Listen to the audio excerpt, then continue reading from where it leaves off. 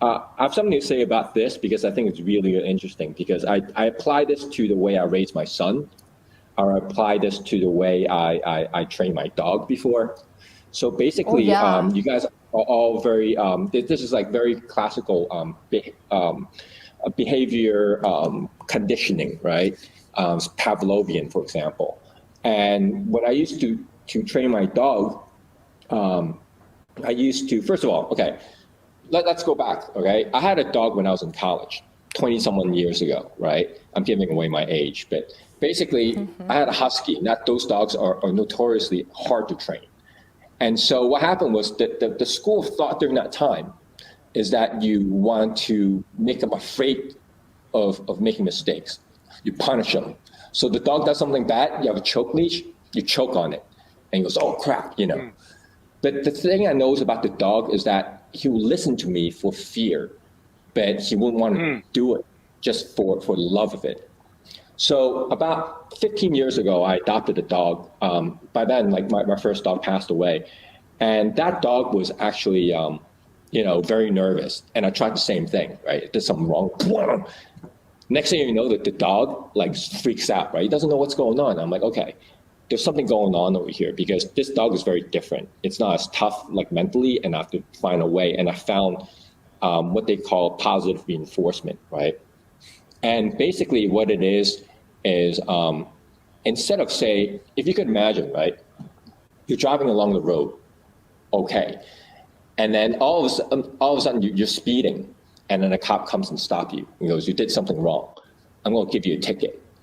And then so what happened was, okay, after getting a ticket, I'm like, oh crap, I better behave next time. So for a month, you're driving very well, you're driving under the speed limit, and all of a sudden one day, you're late for a meeting. He goes, okay, I'm gonna step on the gas just a little bit, right? And you speed, but this time you didn't get caught. So what you learn is that you have to learn to take risk and to find ways to avoid getting caught. Now, let's take a different scenario, okay? So you're driving along and you're under the speed limit, you're doing everything fine, and all of a sudden the cop stops you and goes, hey, what you did was awesome. I'm gonna give you $1,000 because you just did so well, right? And the cop leaves and you're sitting there going, oh my God, this is great.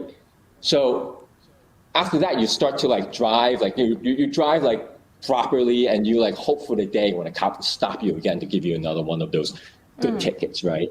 So that's positive reinforcement. So what happened is you're more willing to do it, and you do it for the love of it, right? So what happened is after applying this concept, I found out my second dog actually, like I tell him to come, he's very happy to come. I tell him to do something, he's very happy to do it. And the way I gamify, like how to train him is, first of all, mark like a certain behavior. So you first establish, okay, if I say the word yes, right? Whenever you hear the word yes, after a second, I will produce a little treat. Not even like very big for him to chew on forever, just a little taste of it, right? About the size of a little eraser for a pencil, and then taste it. And he's like, oh wow, he loves it, right? And then you do that enough, you're like, yes, and then immediately you reward him. It establishes that, okay, when you hear the word yes, that means like, you're gonna get something good. Now you're gonna start to gamify like his training. So for example, I want to teach him how to touch my hand with his nose, right? So I first go like this, out of nowhere, and the dog goes, huh? And all of a sudden I'll be like, yes.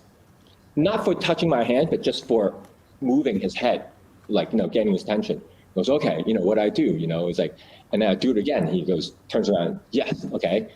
And all of a sudden I go like this, turns around, no reward, right? And he goes, okay, I am going to, he's like thinking, right? He's actively thinking. He's like, okay, what am I going to do next? And all of a sudden he leans in a little bit, and all of a sudden he says, yes, right? And then he goes, okay, he wants me to turn around and lean in a little bit. And then you slowly but surely using this way more and more until he touches your hand. And all of a sudden he goes, yeah, awesome, great.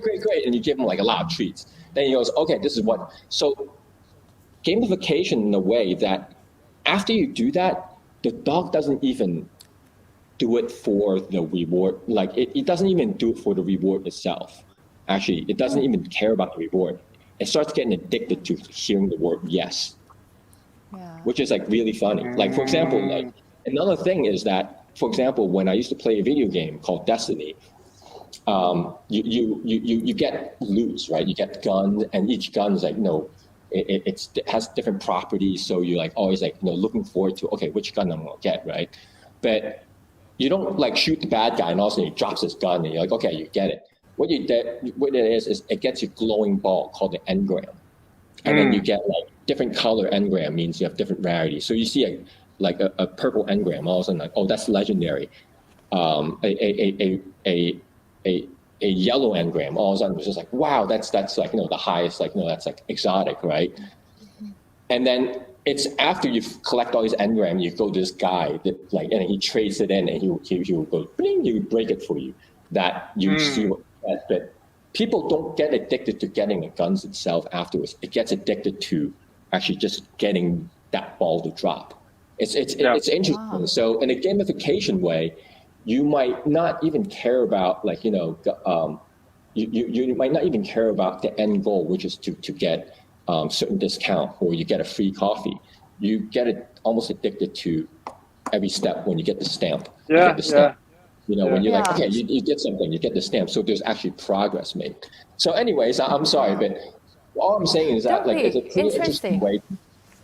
It's a really interesting way to psychologically almost manipulate you to move forward in something. If you think about like, if you want to encourage your employees, right, you actually like you act this. It's better than just saying do this job. Okay, good job, whatever.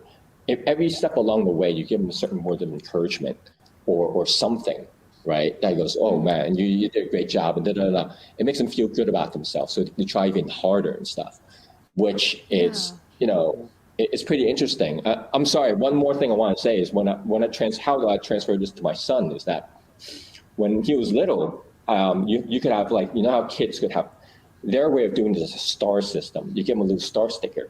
Well, I can't carry stickers around. I don't want stickers to be all over the floor. So I start getting these cards, right? I got these like, really colorful playing cards. And of course, playing cards have 1, 2, 3, 4, 5, 6, 7, 8, 9, 10, queen, jack, whatever, right? So these cards goes 1 to 10. And then every time he did something good, I'm like, hey, you can have a card. And then, so 1, 2, 3, 4, 5, until you reach a certain number. It goes, once you reach a certain number, okay, I'm going to give you a reward of your choice. But I'll tell him beforehand, goes, okay, what reward do you want next when you reach that number? So he actually has a goal and then has like, has steps that like work towards it. So yeah, this is